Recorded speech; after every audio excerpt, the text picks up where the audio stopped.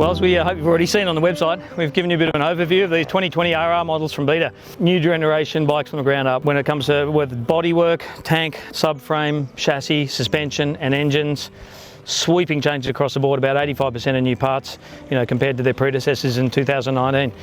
But I think when you look into detail at the upgrades, the 4-stroke range is something that Beta's really focused on. They've still got the same 4 models, the 350, 390, 430 and 480 in that range. Currently they only sell about 35% on a world market 4-strokes, but I think they realise that by releasing these new generation bikes and really improving them, bringing them up to spec, particularly with the suspension, they're going to really try and eat into a little bit of market share. I think that's where they think they can do it. And having ridden these things today, I think they can. A lot of people kind of look at the Betas on paper and say, that those 4 models sort of tread on each other's toes and there's too much overlap. But interestingly, after riding them, they are very different bikes with really different personalities. Okay, not chalk and cheese, but it's really easy to tell the difference, whether it's gyroscopic weight or the way they torque out of corners or whether they like to be revved or short shifted. So just sort of going through that a little bit, the 350, obviously the baby, they don't make a 250, but the 350, highest revving bike, a lot of fun. I found super easy to brake late and crank into corners. That was a big standout thing for me. Like most 350s, it's got that best of both worlds. It's got enough torque to sort of, short shift and be able to pull third gear out of a lot of corners. But you can also rev the tits off the thing and ride it like a 250 as well. So a lot of people love that. 390, interestingly, there's nothing really in that 400cc category these days in the enduro market. So the 390, interestingly, listening to a lot of the other journos here, was one of the favourites. Again, it's got that sort of all-round versatility, a longer stroke engine compared to the 350. Doesn't rev out quite as much, but gives back a lot more in terms of torque. So I love that thing, that camber thing where you want to pull short gears, where you were sort of struggling and just tiptoeing for traction. 390 was a real standout for me.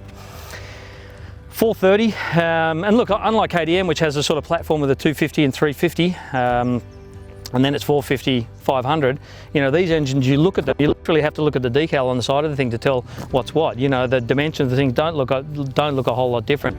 But again, coming back to personality, they do. So the 430 is quite a significant jump up, obviously. You jump up in torque and probably a little bit less revability, the same thing between the 430 and the 480. But I think probably what stood out is that those things, obviously they didn't feel as light as the 2-strokes, but those bigger ball bikes care of that moving of the centrifugal forces with the axis, with the crank and the clutch, and moving a 20 mil, something that KTM and Husky did back in 2017 for their latest platform. Doing that is, in design terms, is massive in terms of the way it affects the gyroscopic forces of the engine and the handling. And that's probably the biggest benefits, I think, on these 2020 models.